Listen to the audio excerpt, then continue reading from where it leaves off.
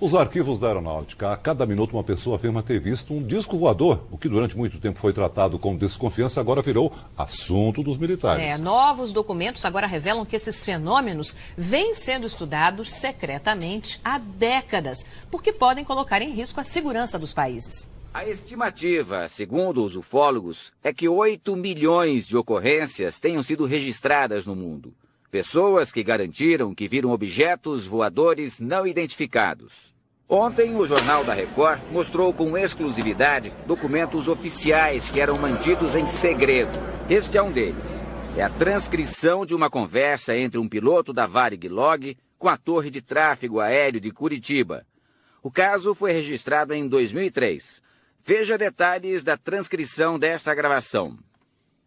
O piloto pede para a torre confirmar o tráfego em determinada posição. A torre diz que não há aviões na rota. O objeto que estava sendo observado na aeronave não aparecia no radar, mas voava paralelo ao avião. Acompanhava mesmo estando aparentemente parado. Na subida estava vermelho e foi mudando de cor. Branco, vermelho e depois todo branco. O piloto afirma que não sabe o que acredita não ser uma estrela, porque houve mudança na cor. Quando a torre pergunta sobre o formato, ele responde: não, é uma luz. O objeto não identificado ficou 3 horas na mesma posição. Os documentos divulgados são de avistamento. Pessoas que relataram ter visto objetos voadores não identificados. O que ufólogos e cientistas querem agora é conhecer detalhes dos casos mais polêmicos. Por exemplo, o que aconteceu no dia 19 de maio de 1986. O episódio ficou conhecido como a Noite dos OVNIs. Os radares detectaram algo estranho. Caças da FAB decolaram das bases de Goiás e Rio de Janeiro para interceptar objetos não identificados que sobrevoavam os céus do Rio e de São Paulo. Foi a primeira vez que a aeronáutica veio a público para falar sobre OVNIs. As aeronaves nossas que decolaram foram acompanhadas por esses objetos. Uma aeronave que foi acompanhada por cerca de 7 de um lado e 6 do outro. Agora, qual é a explicação? Não podemos dar ao senhor, porque nós não temos essa explicação. Paul Stonehill é um dos mais importantes pesquisadores da Rússia. Ele lembra que durante a Guerra Fria na União Soviética existia um programa do governo para estudar OVNIs. Ele conta que sempre houve operações militares secretas na atmosfera e no espaço, e a KGB, a polícia secreta soviética, tinha medo que os ufólogos descobrissem e revelassem por engano. Estas imagens foram obtidas por ufologistas russos e tornaram-se públicas antes do fim da União Soviética, através do ministro de Defesa soviético. Estas imagens foram gravadas da cabine de um jato, prestes a interceptar 2 alvos desconhecidos. Aqui, vemos nitidamente 2 alvos voando bem devagar. Certamente não se assemelham a aviões da aeronáutica ou comerciais, e nem outra aeronave que conhecemos. Esses contatos visuais com esses objetos jamais tiveram nenhuma identificação oficial.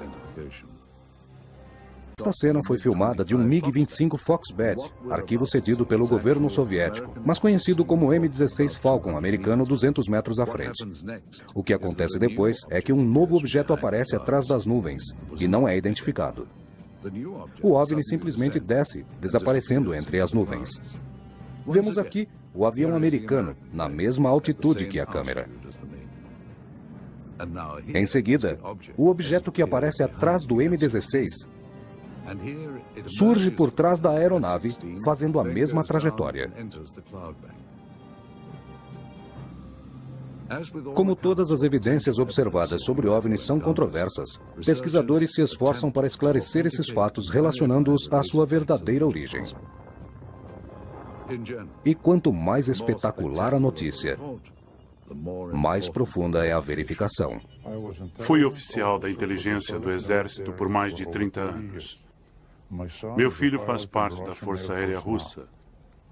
Com certeza, em muitas ocasiões, a Força Aérea e a Marinha interceptaram naves que pensávamos que fossem de outros países, mas não eram aviões como os que conhecemos e não pertenciam a nenhuma nação da Terra. Observe esses aviões. Aqui temos a visão de uma câmera instalada na cabine do piloto, desta vez de um M-21. É um ponto estratégico para visualizar o outro avião em alta velocidade. O que vemos é um objeto cilíndrico voador. E quando o avião se aproxima, o OVNI acelera numa velocidade incrível e desaparece. Vejamos novamente. Ali está o objeto cilíndrico com a mesma velocidade, quando de repente ele desaparece. Para alcançar essa aceleração, o piloto demoraria pelo menos de 8 a 10 segundos. Muitas experiências foram realizadas para identificar o objetivo filmado. Neste caso, a interceptação ocorre sem violência. Há várias aparições de objetos cilíndricos que estão sendo investigados. Eles têm uma aceleração impressionante. O tamanho desse aí é aproximadamente 2 vezes maior do que o M-21. A tecnologia que nós e os americanos possuímos não nos permite atingir tal velocidade. Essas imagens são incríveis. Sei que os russos têm as mesmas dificuldades que nós. Sua artilharia é tão boa quanto a nossa, mas ambos somos incapazes de interceptar OVNIs. Sua tecnologia é superior, por isso ficamos em desvantagem. No começo dos anos 90, ocorreu um trágico acidente, no qual 21 aviões com pilotos de várias nacionalidades se apresentavam em território russo. Tudo correu bem até o momento em que um dos aviões perdeu o contato com a torre local e com outras aeronaves. Ninguém sabia o que estava acontecendo, mas era uma fatalidade. Este é o momento exato da colisão, seguida de um barulho ensurdecedor. Os 2 pilotos morreram subitamente. O que deixou as autoridades intrigadas é que se tratava de oficiais experientes, mas somente após uma investigação minuciosa descobriram que a causa não foi acidental, mas que foram atingidos por um objeto desconhecido.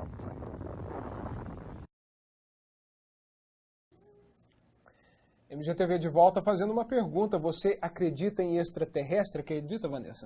Eu acho que o universo é muito grande, pode ser que existe sim, né? Pois é, um caso daqui da região mesmo, referência para a ufologia brasileira, está completando 12 anos. E a repórter Faesa Rezende esteve em Iturama para conhecer um casal que garante que foi abduzido por uma nave espacial.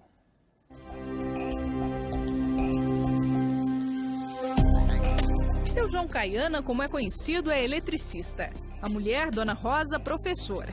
No dia que mudou a vida deles, o casal estava acompanhado da filha, da neta e de uma amiga da família. A gente vinha da fazenda. Logo que saiu, eu parei numa ponteira e eu vi uma claridade. Aí na frente, assim, em sequência, espaço curto. Eu parei numa tabu para mostrar para elas que não era avião. Eu parei pensando que a luz estivesse na nossa frente, que ela estava bem linear ao para-brisa do Fusca. Quando eu parei, a luz já estava à minha esquerda. Falei, ó, tá vendo? Que não é avião. Eu troquei. Fiz uma curvinha pequena assim. Quando eu cheguei na segunda curva para alinhar o carro numa reta, a Magui viu e falou, pai, ele acendeu a luz e está vindo atrás de nós. Que eu olhei, ele já estava assim, após as árvores, né? Ele estava bem em cima. Ele inteirinho aceso, aquele troço mais lindo do mundo. Quando eu vou para sair, a Rosa grita. Um grito assim, espontâneo, de imediato, sabe? Eu assustei com aquele grito. Porque quando ela gritou, eles acenderam umas luzes assim, aqui ficou igual um dia, longe, bastante longe assim. Falei para minha filha, ele fecha o vidro rápido, pelo amor de Deus. Ela virou para fechar. Quando ela virou, ela falou assim, pai, eles estão aqui. É porque tinha um do meu lado e tinha um do lado dela. Eu firmei o volante do carro para mim não deixar acontecer nada, que eu tive de ir embora mesmo. O negócio era vir para casa. Criatura, quando eu olho no mataburro pela primeira vez, Eu vi o Matabu, mas em seguida o farol meu foi eliminado. Eliminou o farol. O carro deu aquele zumbido, aquele zigue-zague, e eu fiz todo esse movimento para ver a estrada, mas para ver a minha filha. Eu olhei de lado na filha, aí, como lá a estrada faz uma curva de 180 graus, assim. Eu vi lá na frente onde a gente ia passar posteriormente, numa outra fazenda. Aí eu vi que eu estava no ar. O casal aceitou ir ao local da abordagem alienígena, que fica a cerca de 7 quilômetros da casa de seu João. Segundo a família, tudo aconteceu nesta estrada. Eles viajavam justamente neste carro quando foram abduzidos. Ainda segundo os relatos, inclusive o veículo foi levado. Trocou a temperatura de calor intenso, eu passei a ter frio e muito frio. Eu não vi a terra, eu só vi a copa dos eucalipto, que era um eucalipto muito antigo e que não tinha como eu estar no chão e olhar a copa daqueles eucalipto. Depois que foram levados, ninguém lembra de mais nada. Para descobrir o que aconteceu durante os 50 minutos que ficaram sequestrados, todos passaram por regressão com especialistas. Na regressão consta uma cirurgia na cabeça da minha filha, fez uma coleta de sangue na perna esquerda da minha mulher. A minha neta foi furada assim, parei com a coluna aqui, no pezinho. Após eles mexer nela, tinha um ser pequenininho que tirou ela e levou para um cômodo separado. Quando eles me cortaram, foi a hora que eles tirou minha neta, que ela começou a chorar, eles pegou e tirou ela. Foi feito um corte desse lá direito, nessa altura aqui. E um outro na cabeça eles abriram ela no meio. As fotos mostram as marcas que apareceram depois que voltaram do espaço. Naquele dia, assim que recuperaram a consciência, todos foram direto para o hospital. Para mim foi muito assustador, ainda continua até hoje. A gente leiga no assunto e deparar com aquela situação, com aquela verdade ali, que só nós podemos transmitir o que nós vimos e passamos naquele momento. É muito difícil, é muito doloroso, eu não gosto. Tanto é que me mexe comigo, igual o João disse, que nós fomos para médico, nós tomamos remédio, nós ficamos assim, numa paranoia que é muito difícil você falar disso, não ter provas concretas para ninguém, e a situação é abaladora. A saga alienígena foi destaque em jornais de várias cidades e até em revistas especializadas como essa. A vida da família nunca mais foi a mesma.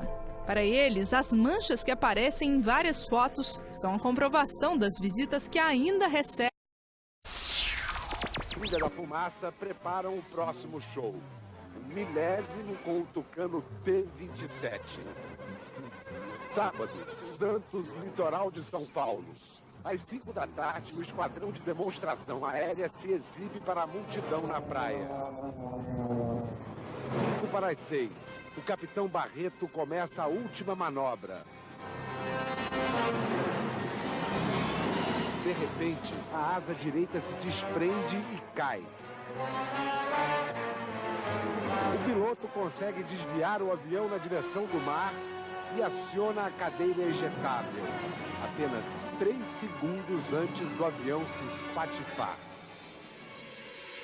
Eduardo Santiago, de 16 anos, foi atingido pela asa e morreu. Os peritos da aeronáutica não sabem como explicar o acidente. Os aviões Tucano da Esquadrilha da Fumaça são reforçados para suportar as manobras. A manutenção é quase obsessiva. E no momento em que a asa se soltou, o capitão Barreto estava começando a subir. A pressão sobre o aparelho era de 3 vezes a força da gravidade. O Tucano suporta até 11 vezes a força da gravidade. Foi um acidente inédito em 44 anos de Esquadrilha da Fumaça. Agora repare. 5 segundos antes do acidente, um objeto voador não identificado passa pelo Tucano em altíssima velocidade.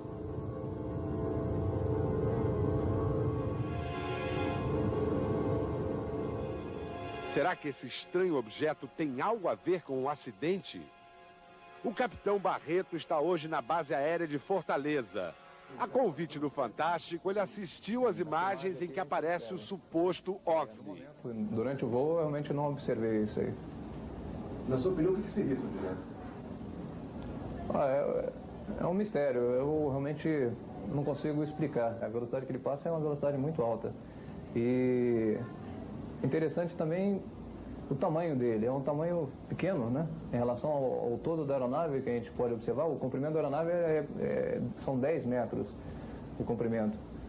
O objeto, ele, se comparado ao tamanho da aeronave, é bastante pequeno mesmo. O capitão Barreto diz que em 17 anos de carreira nunca tinha visto nada parecido com isso. É realmente um mistério, né? A ser estudado também, quem sabe.